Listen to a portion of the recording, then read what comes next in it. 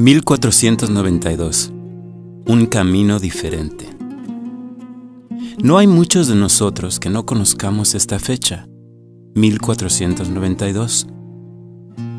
Fue el 3 de agosto de ese año cuando este hombre, Cristóbal Colón, salió en busca de una ruta comercial hacia el oriente.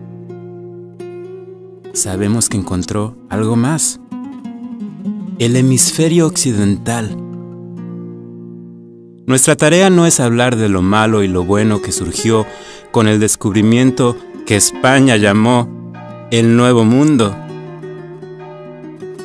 Pero podemos decir que la razón por la cual hoy en día muchos de nosotros hablamos español se debe a este viaje. Pero hay algo que probablemente no saben.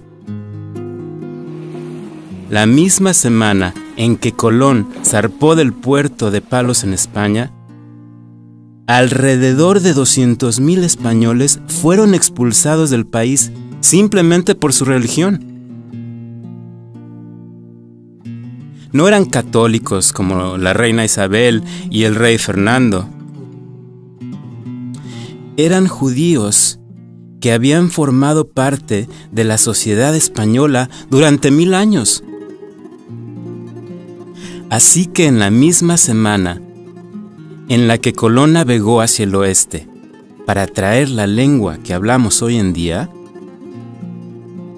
las familias judías de España huyeron hacia muchas direcciones: a Portugal, a Holanda y a muchos otros lugares. Pero la mayoría de estos españoles navegaron hacia el este, cruzando el Mediterráneo. ¿Y quién les dio la bienvenida a estos refugiados provenientes de la España católica intolerante? Los musulmanes. Este es un retrato del sultán turco otomano Beyazid II, quien gobernó un imperio que se extendió por todo el Mediterráneo, hasta la península balcánica. El sultán dio la bienvenida a los judíos y más de 150,000 poblaron estas tierras. Desde Estambul hasta Sarajevo, en ciudades como Tesalónica en Grecia, Bitola en la actual Macedonia, Sofía en Bulgaria, Belgrado en Serbia, el hermoso puerto de Dubrovnik en Croacia, y aquí en Sarajevo, en Bosnia-Herzegovina. Durante 450 años, desde 1492 hasta 1941, estos judíos vivieron entre musulmanes y cristianos, entre católicos y ortodoxos. Estos judíos españoles siempre serán conocidos como los sefardíes, y sefarad en hebreo significa España. Ellos mantuvieron la lengua que habían traído de España, ladino o judeo-español. Aquí escuchamos a un orador ladino diciendo: el lenguaje ladino es en su mayoría español, con algunas palabras hebreas y otras palabras mezcladas. Al mismo tiempo, los sefaradim, tanto en Andalucía como después en el Imperio Otomán, vivían en un país, en una cultura, en una sociedad multifacetal, multiconfesional, multiétnica, muchísimo más parecida a la nuestra. Pero básicamente, si eres español, puedes entender ladino, ¿cierto? Se vestían con la ropa tradicional que habían traído de su tierra natal.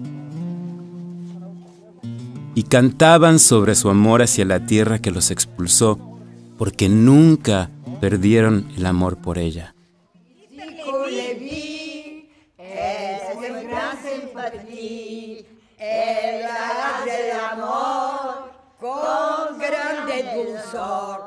Estos judíos españoles practicaron los oficios en los cuales se habían especializado en España. Eran doctores, farmacéuticos, comerciantes, abarroteros, hojalateros y talabarteros.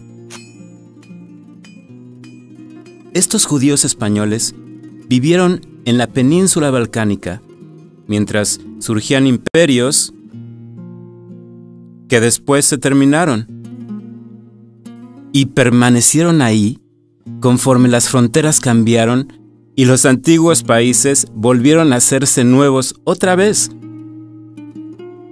Y un país completamente nuevo, Yugoslavia, surgió en 1918 después del final de la Primera Guerra Mundial. Estos judíos sefardíes sentían amor por su patria, pero también se sentían parte de las sociedades balcánicas. Pero había otros que no sentían lo mismo. Esta gente quería ver muertos a todos los judíos, a las mujeres, los niños y los ancianos. Todo empezó en abril de 1941. La Alemania nazi invadió Yugoslavia y la dividió. Los nazis pronto tomaron Grecia también. Más de 100,000 judíos de habla hispana en la península balcánica fueron fusilados, encerrados en camiones con cámaras de gas, asesinados en los campos de concentración croatas o enviados a los campos de exterminio nazis en la Polonia ocupada por Alemania. Durante la Segunda Guerra Mundial, Turquía permaneció neutral y aunque los impuestos eran muy altos en contra de los no musulmanes, estos judíos fueron perdonados. En Bulgaria, el gobierno deportó a 12,000 judíos de Macedonia y la región griega de Tracia, condenándolos así a la muerte. Pero protegió a 48,000 que vivían en Bulgaria. La Segunda Guerra Mundial terminó en 1945.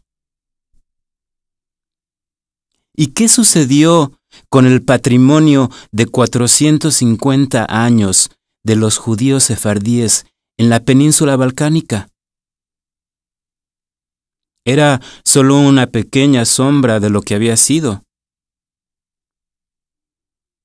El comunismo se impuso sobre gran parte de estas tierras durante 40 años. Y luego, en 1992, la guerra comenzó otra vez. Los serbios de Bosnia les dijeron a los ciudadanos de Sarajevo lo siguiente: las personas de religiones distintas no pueden vivir juntas. Pero los judíos españoles de Sarajevo no lo aceptaron. Recordaron que sus familias fueron expulsadas de su tierra natal en 1492 y que luego el odio étnico causó la muerte de la mayoría de ellos en 1941 y 1942. Pero ahora, en 1992, en el aniversario 500 de su expulsión de España, ellos dijeron: nosotros tomamos un camino diferente. y no es el camino del odio. Ayudaron a la ciudad entera creando una organización no sectaria de ayuda humanitaria y trabajaron en la sinagoga junto a los musulmanes y serbios ortodoxos y los croatas católicos. Después de todo, esa es la razón de las democracias: vivir juntos, ayudar a los demás y siempre decir no a los prejuicios. Esta historia española es la que nos pertenece a todos nosotros. Es una lección que nació hace 500 años y que tenemos que seguir aprendiendo hasta hoy día.